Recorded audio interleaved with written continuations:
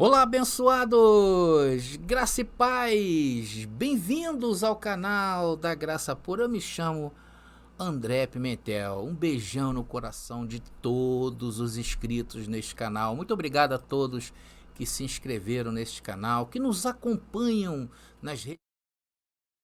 Nós estamos inseridos, muito obrigado, né? E nós temos trazido uma palavra de ânimo para esses dias. Nós falamos do que neste canal? Nós falamos do Evangelho do Reino, isso mesmo, que é eterno.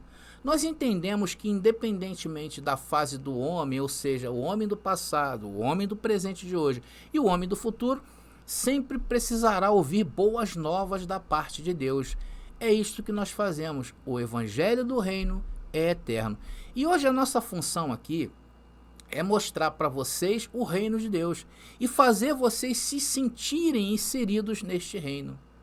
E cada etapa do homem, desde que o homem caiu no Éden, né, Deus ele sempre anuncia as boas novas, que é um ponto de contato com o homem para ele se reconciliar com o seu Deus. Foi assim na lei, foi assim em Jesus de Nazaré, foi assim com o apóstolo Paulo e depois da parúzia no ano 70, quando houve a destruição do antigo pacto em termos do templo. O templo veio abaixo com aquela guerra romana, né, Roma contra Israel, que houve naqueles dias. Então ali entendemos ser um marco, e a partir daquele momento, o anúncio do Evangelho é este, é fazer você se sentir no reino de Deus. Então a nossa palavra está direcionada a vocês desta maneira. E o que nós estamos fazendo com essas informações que nós estamos recebendo? Aí nós começamos o quê? A ressignificar o cristianismo tradicional, as doutrinas que um dia nos foi ensinada como dignas da Bíblia. E nós estamos vendo que não é bem assim. Então estamos ressignificando. Tanto que existe palavras neste canal de ressignificação, por exemplo, em relação à Trindade, em relação ao pecado, em relação ao inferno, em relação ao diabo, em relação a quase que todas as doutrinas do sistema religioso. É isso que nós estamos fazendo. E hoje, nesses últimos dias, nós temos trazido ao entendimento, à luz, as profecias do Apocalipse. E hoje nós vamos ver uma delas, que foi, né, as duas testemunhas. É isso que eu quero passar para vocês. E daí ressignificar essas duas testemunhas. Então, nessa pequena introdução que eu estou fazendo com vocês, eu quero mostrar algumas das principais interpretações da tradição cristã a respeito desse tema. A primeira é essa aí que está aparecendo para vocês, que é uma interpretação comum. É que elas representam a igreja e a palavra de Deus, que são testemunhas fiéis de Cristo na terra. Eu estou apresentando para vocês o pensamento dos estudiosos do sistema religioso em relação a esse tema das duas testemunhas. Então, nessa segunda interpretação, diz que as duas testemunhas são dois indivíduos específicos que ainda não foram identificados, mas que terão um papel importante a desempenhar no final dos tempos. A terceira está aparecendo para vocês, diz que alguns estudiosos também sugerem que as duas testemunhas podem ser interpretadas como um símbolo do Antigo Testamento. E a quarta, eu estou falando das principais, é claro que existe mais, diz: alguns cristãos acreditam que as duas testemunhas são representadas por Elias e Enoque, que supostamente foram levados ao céu sem passar pela morte, como uma demonstração do poder de Deus. Agora eu te faço a seguinte pergunta, meu irmão: será que algumas dessas interpretações estão corretas? São exatas? Será que ela bate com as nossas interpretações? E quando eu falo as nossas ou a nossa interpretação, não é algo da minha cabeça.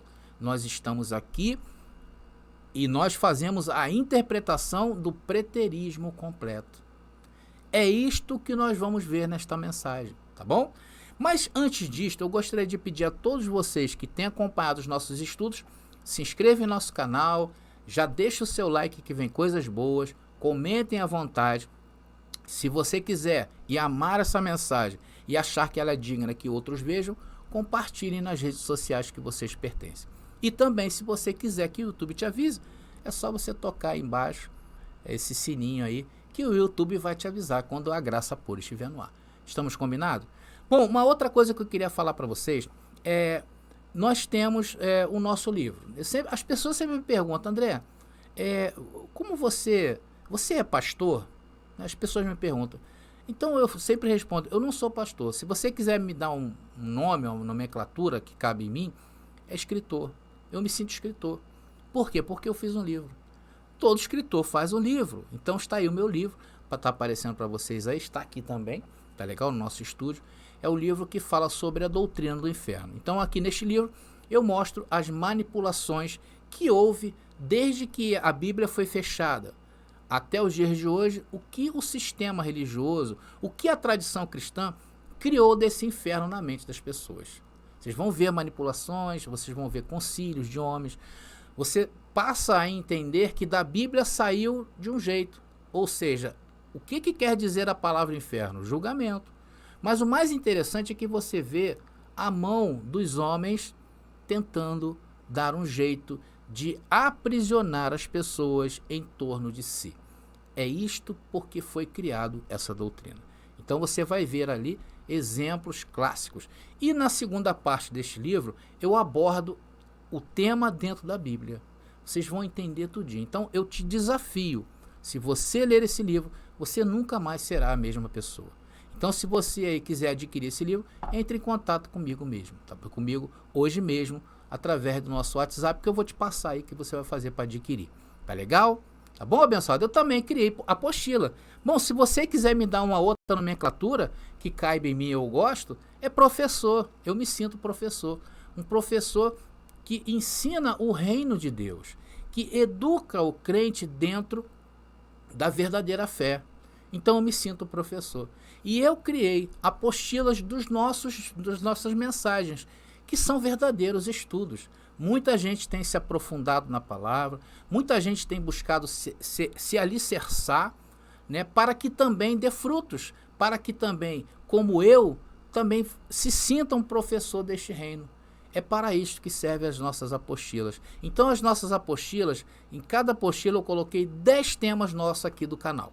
Então cada apostila 10 temas e hoje nós temos 10 apostilas, tá bom? Se você quiser também adquirir para efeito de estudo, se você deseja, já se reúne, né? De repente você já se reúne aí, já está trazendo essas boas novas para o povo em graça, né? Reunidos em graça. Então, queridos, adquira aí e com certeza você vai estar ajudando aqui o nosso canal, tá legal? Então, abençoado, se você quiser me chamar de professor, eu recebo. Se você quiser me chamar de escritor, eu também recebo, tá bom? Também, se você quiser uma outra nomenclatura que não seja, né, pejorativa, pode ser também, tá? Não esquenta a cabeça. Tá bom, meus irmãos? Então fica combinado assim, tá legal? Bom, agora vamos então à cereja do bolo. André, você fala muito, falo mesmo. Então vamos à cereja do bolo, abençoado. Vem coisa boa por aí, não sai daí, tá bom? Vem pra graça que eu te explico.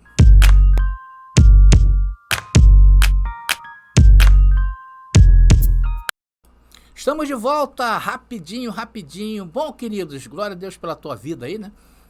Depois de apresentar para vocês aí algumas interpretações sobre as duas testemunhas, vamos falar da nossa, que não é nossa, vamos falar do preterismo completo. Tá legal? Nossa, porque eu pedi licença e tomei posse. Mas vamos então a Apocalipse capítulo 11, versículo 3 e 4, que é o básico, né? É o texto áureo dessa mensagem que eu vou trazer para vocês sobre as duas testemunhas. E diz o texto: e darei as minhas duas testemunhas para profetizarem por 1260 dias.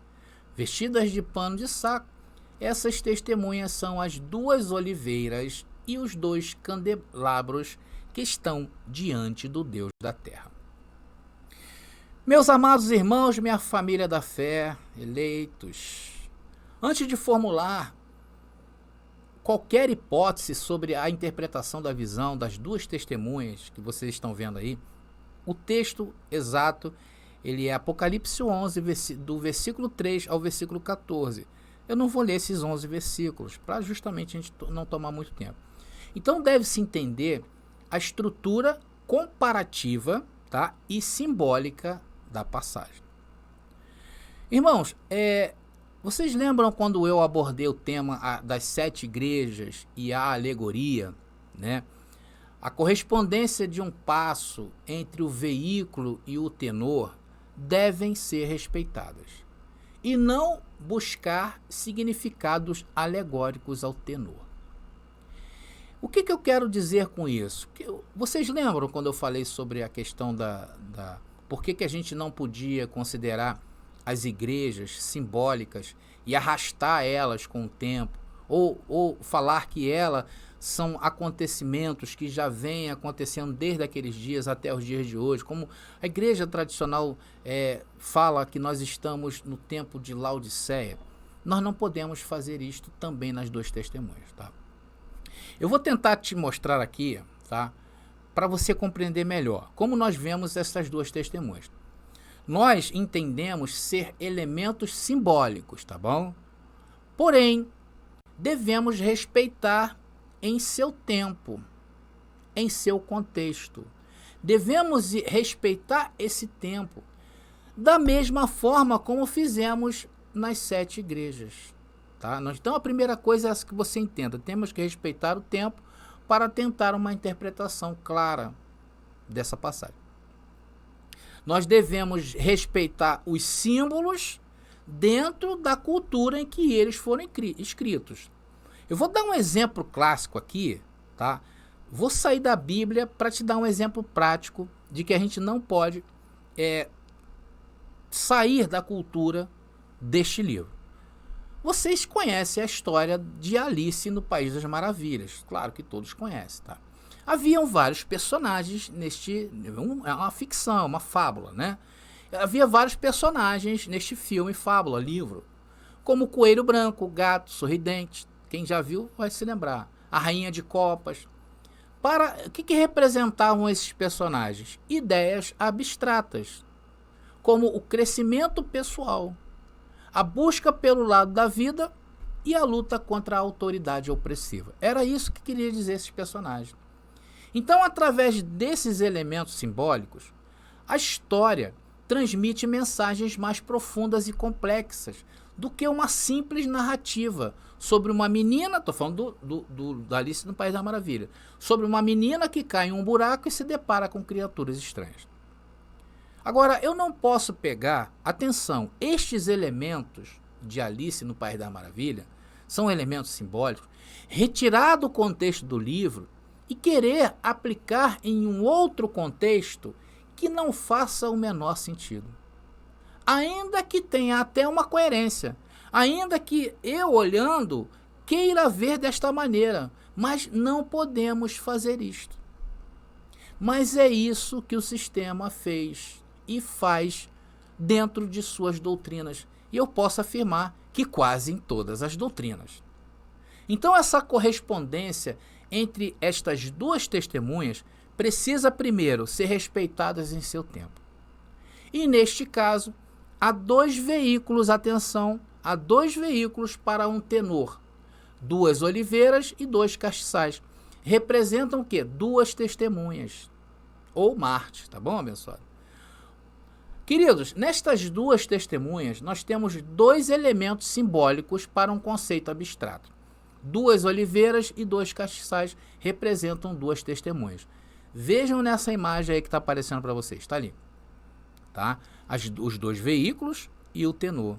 2 oliveiras, 2 balaústres, se referindo ao mesmo tenor, as 2 testemunhas. Então as 2 testemunhas são as 2 oliveiras e os 2 balaústres. Tá legal? Tá entendido até agora? Então, queridos, o que eu já mostrei para vocês até agora elimina 2 formas de se pensar estas 2 testemunhas. Aqui o sistema religioso prega que estas 2 testemunhas se refiram o quê? À igreja ou à lei e os profetas. Porque essas 2 testemunhas do Apocalipse já são o significado de outra coisa. Não é a lei e os profetas e muito menos a igreja hoje. Então não podemos mais presumir, por alegoria, que essas 2 testemunhas sejam um veículo para um outro tenor ou um outro tenor. Tá entendendo? Igual fizemos com a Alice, nós não podemos pegar aquele livro e aplicar em outro contexto. Então é da mesma maneira aqui. Tipo o quê? A igreja de hoje. Então nós não podemos fazer isto, porque não vai fazer nenhum sentido. Algum símbolo, né, do antigo... Não podemos também aplicar a algum símbolo do Antigo Testamento ou do Novo Testamento. Ou mesmo que essas duas testemunhas representem a palavra de Deus. Então, isso que nós estamos mostrando para vocês e o que nós estamos vendo já derrubam o mito de que isso aí para os dias de hoje, atenção, já elimina. E que seja algum símbolo, ou a palavra, o Antigo Testamento, né, a lei e os profetas, não é. Agora, irmãos, por outro lado, de acordo com o texto, essas duas testemunhas têm várias características atribuíveis a quê? A determinadas pessoas. Ou seja, são pessoas. Irmãos, dificilmente podem ser vistas em outras coisas, senão em dois seres humanos em particular. Por quê? Vou colocar para vocês aí, tá aparecendo. Primeiro, eles são duas testemunhas de Deus, ou eles são testemunhas de Deus, uma pessoa. São dois em número. Eles são imbuídos de poderes milagrosos. Olha só. Eles profetizam vestidos de pano de saco. Mais uma prova de que são duas pessoas. Eles sofrem uma morte violenta na cidade de Jerusalém. Leia o texto lá que você vai ver. Menos que a besta e seus cadáveres são tratados sem respeito. Aí, o Apocalipse capítulo 11, versículo 8, está aparecendo para vocês aí. Eu vou mostrar para vocês que ela linka e é uma chave para a gente identificar quem são as duas testemunhas. Porque a nossa função aqui é identificar, tá bom? Fora do conceito religioso. Aí depois de 3 dias e meio, eles ressuscitam dos mortos e são levados para o céu. Então, todas as características humanas, né, abençoado? E em Apocalipse capítulo 11, versículo 8, onde diz o texto assim, olha, os corpos ficarão estendidos na rua principal da grande cidade, chamada figuradamente Sodoma e Egito, onde seu Senhor foi crucificado. Então, queridos, esta passagem, esta referência que eu estou passando para vocês, é chave para o entendimento das duas testemunhas. Logo, todo esse rico contexto não nos deixa nem ir muito para frente no tempo, na questão tempo, e nem muito para trás. O que eu estou passando para vocês? O contexto, irmãos, de nossas interpretações, eu estou cercando o tempo para tentar acertar o mistério das duas testemunhas. Então nós estamos cercando a questão tempo para nós tentar decifrar o mistério sem levar muito adiante, sem ir muito atrás, sem entender que são símbolos, porque eu já falei para vocês que as características são humanas. É isso que nós estamos fazendo. E eu não estou aqui fazendo recorte de nada. Eu não estou apontando para a igreja de hoje, nem muito menos fazendo alusão a alguém iminente, porque seria muito fácil. Seria muito simplista. Seria o que eu queria pensar que fosse, mas não é o que eu quero pensar que fosse. É o que a Bíblia está mostrando. Então estamos tratando de um texto em Apocalipse, apesar de ter sido escrito em grego, atenção, apesar de Apocalipse ter sido escrito em grego, a mente de quem escreveu, no caso João, né, de João que escreveu esse livro, é totalmente judaica. Não é grega, não é romana, não é egípcia, nem muito menos pertence à cultura de hoje.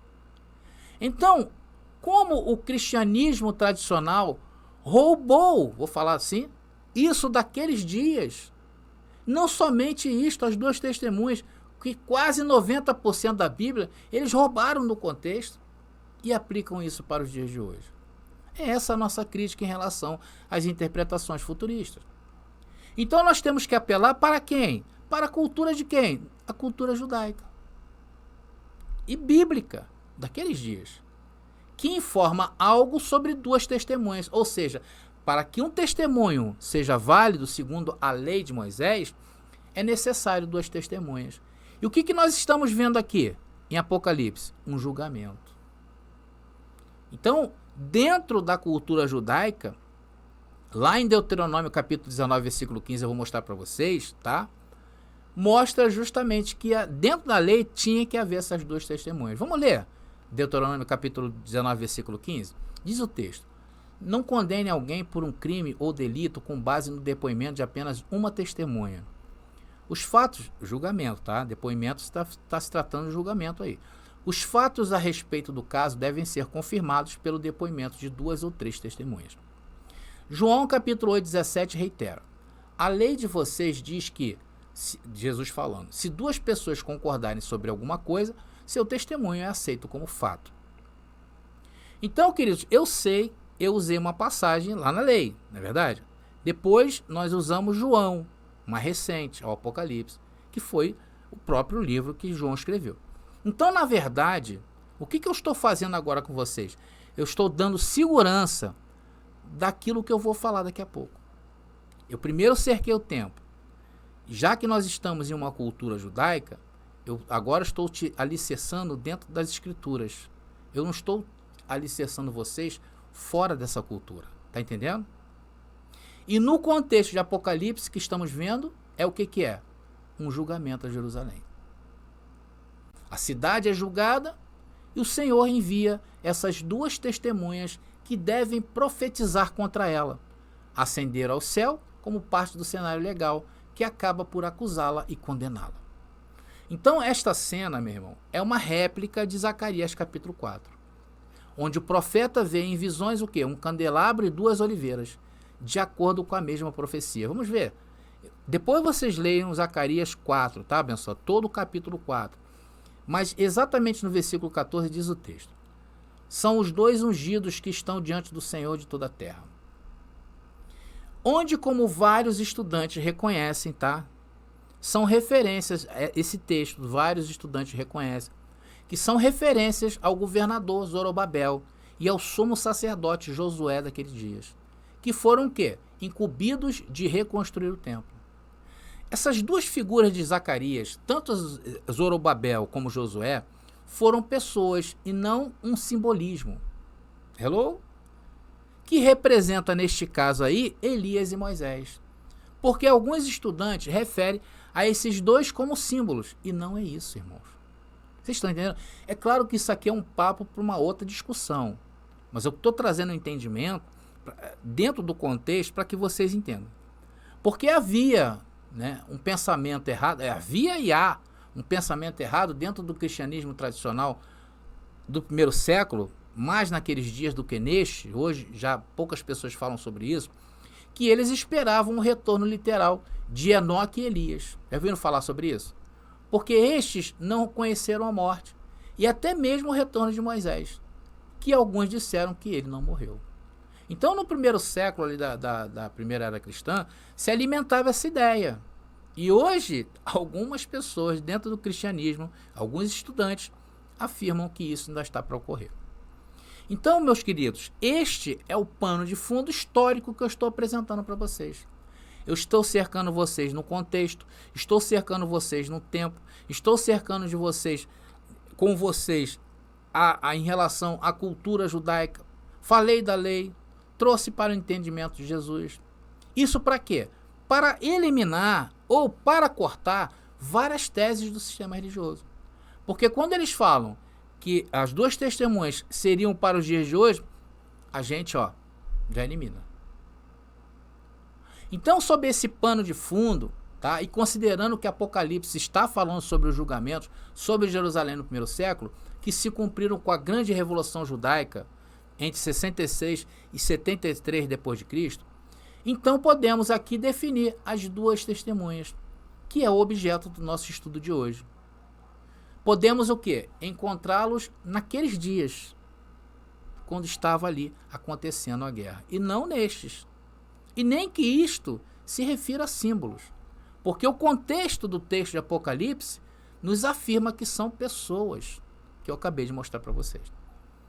Então, queridos, cercados de todos esse embasamento, nós podemos então começar a caçar personagens bíblicos ou personagens comprovadamente históricos que existiram, para tentar desvendar esse mistério das 2 testemunhas. Foi isso que eu fiz com vocês até agora.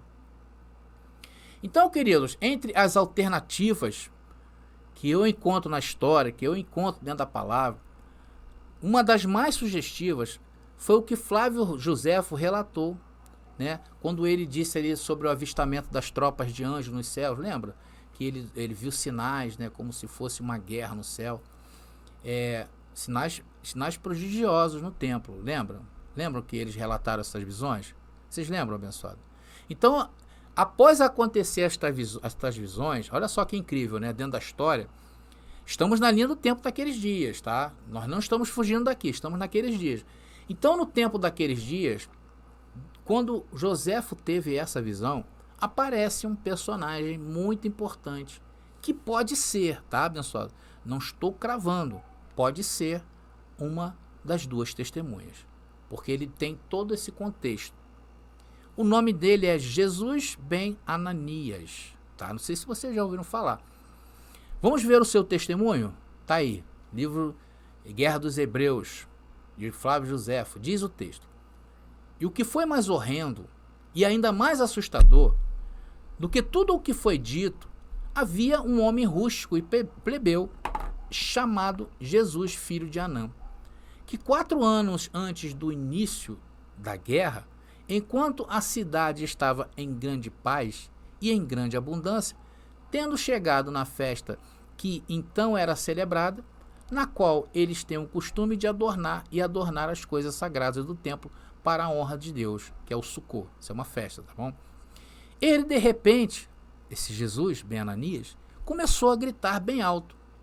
Alma que ainda chorava, todo o estrago e destruição que ele tinha em mente. Irmãos, olha só. Eu estou passando para vocês um contexto daqueles dias. Estou mostrando o historiador Joséfo, Flávio Joséfo, muito celebrado e cultuado pelo sistema religioso. Inclusive esse livro, Guerra dos Hebreus, ele é editado e distribuído pela Casa Publicadora das Assembleias de Deus. Então eles lá têm também esse relato, e eles consideram esse relato. Vocês estão vendo o contexto que eu estou... Até mesmo em relação à questão dessa referência de Joséfo é muito importante. Tá? Agora, o que este homem falava, o que está aparecendo em letras maiúsculas para vocês aí, tá? Parece uma coisa fria, tá? Para nós hoje. A gente não passa despercebido. Eu só coloquei em letras maiúsculas aí, para que a gente vai falar sobre isso aí. Vocês sabem o que significam essa expressão? Esse texto aí que ele escreveu, essa expressão dele? A alma que ainda chorava, todo o estrago e destruição que ele tinha em mente. Irmãos, preste atenção. Para os judeus daquela época, o grito deste homem rústico e plebeu, durante esta grande festa, uma das mais importantes, até os dias de hoje, que é a festa do Sukkot, isso foi visto como o quê? Como os judeus enxergaram isso? Como um presságio ou sinal de desgraça iminente. Por isso que nós devemos fazer essa observação que eu estou passando para vocês, para nós sentirmos o termômetro da época. Por isso que eu deixei em letras maiúsculas e para não deixar passar esses ricos detalhes em branco com vocês. Como se isto não importasse. Não, eu fiz questão de fazer isso. Importa e muito. Além disso, o fato dele ter feito isso em um momento de grande paz e abundância em Jerusalém teria sido ainda mais perturbador e preocupante para as pessoas que ouviram. Irmãos, essa passagem histórica nos mostra 2 coisas importantes. Atenção. Jesus ben Ananias não era um homem qualquer e Jesus ben Ananias, ele era conhecido pelos judeus. E uma outra coisa muito importante desse relato é que estudantes do sistema religioso, para safar essa parte de Flávio Joséfo, eles afirmam que Joséfo exagerou nessa exposição. Mas vocês sabem por que eles afirmam isto, né? Claro que é para descaracterizar o preterismo completo. Então, isso aí, abençoado, eles fazem em todas as escrituras, se você notar, aqueles subtópicos, por exemplo, passe a ler sem aquele subtópico. A sua ideia vai ser outra. Porque ao encaixar subtópicos na Bíblia, eles impedem você de ver o contexto todo. Porque eles vão afirmar que o contexto está naquele subtópico e não no tópico inteiro.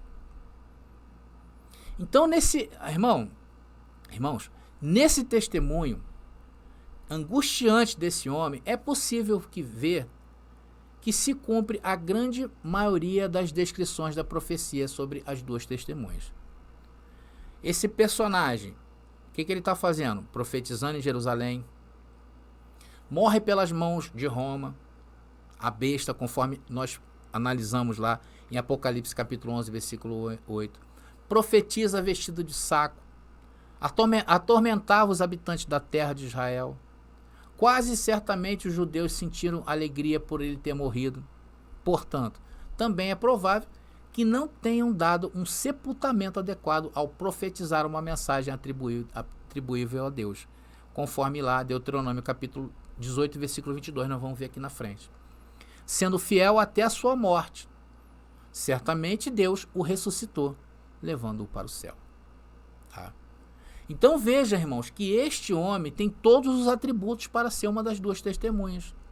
Aqueles requisitos que eu te mostrei no começo, lembram? Vou botar para vocês de novo aí. Eles são testemunhos de Deus, são 2 em número, estão imbuídos de poderes milagrosos, profetizam vestidos de pano de saco, eles sofrem uma morte violenta na cidade de Jerusalém. Depois de 3 dias e meio, eles ressuscitam dos mortos e são levados para o céu. Irmão, com certeza, o sistema religioso judaico não deu honras a este homem.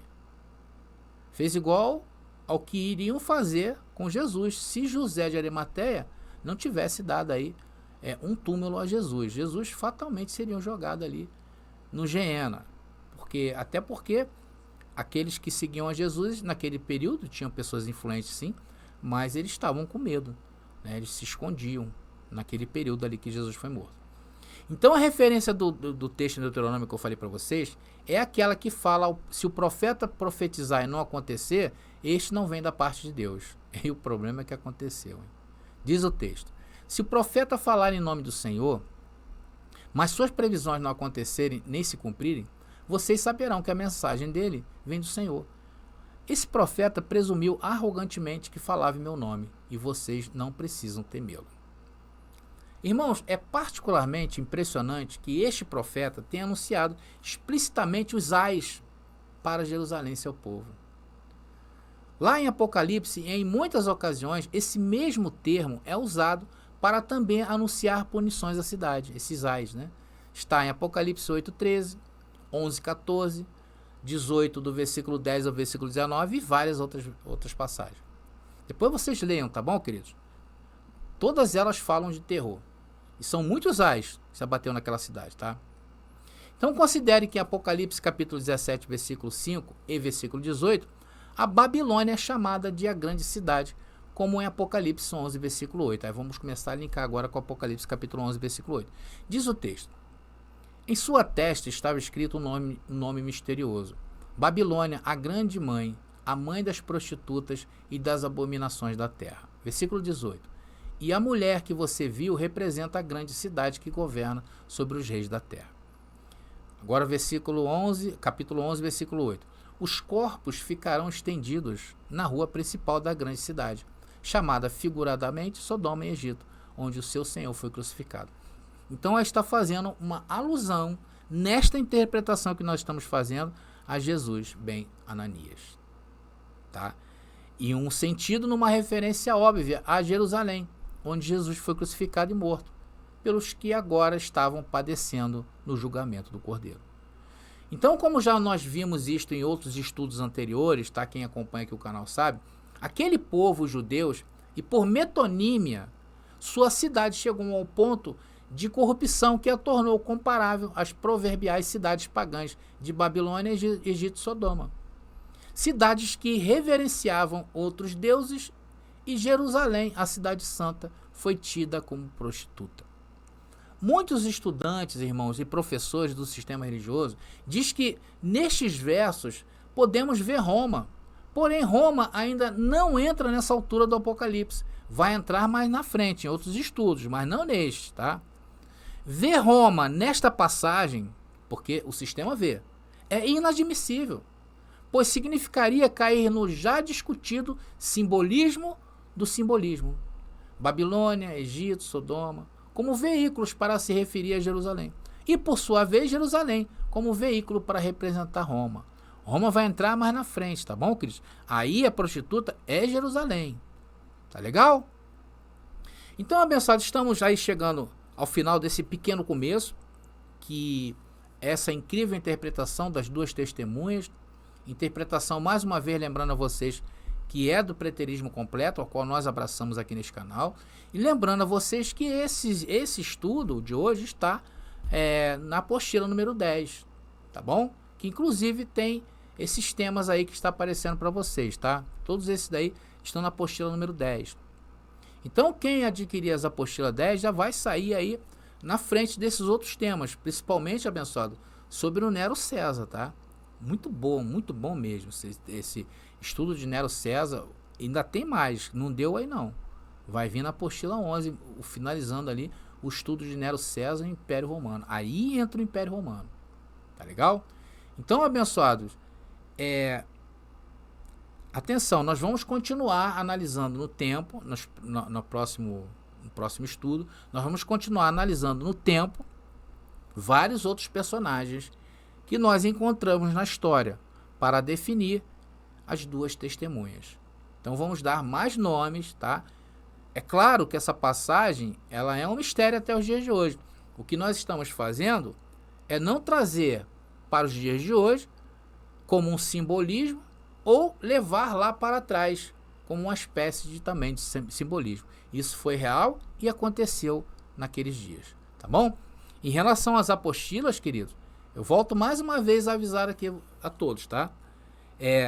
Se você não quiser comprar as apostilas, não compre, tá bom, queridos? Você é livre. Eu não preciso te ameaçar. Eu não estou dizendo aqui, por exemplo, que se você não comprar as minhas apostilas, você é filho da escrava e não entendeu que está em graça ainda. Eu não posso fazer isso. Se eu fizesse isso, eu estaria te obrigando sim a comprar as apostilas, mas eu não faço isso. Isso seria um argumento fascista, se eu falasse isso, né? Igual do sistema religioso, né? Quando nós entramos em uma igreja, nos ofereceram Jesus, aceitamos a Jesus em detrimento do inferno.